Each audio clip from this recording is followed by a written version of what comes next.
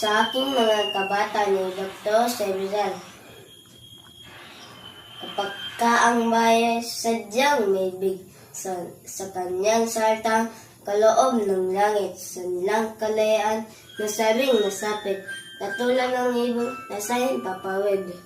Pagkat ang salita'y isang kaatulan sa bayan sa nayot mga kahirian, at ang isang tao katulad kabagay ng alinmang lika noong kalayaan. Ang hindi magmaan sa kanyang salita, mahigit sayop at malasang isda, kaya ang marapat pagyamaning kusa, katulad sana tunay na nagpala. Ang wikang Tagalog tulad din sa Latin, sa English, Kastila at salitang Angel, sapagkat ang poong maaraw kamangin, ang siyang nagawad, nagbigay sa atin.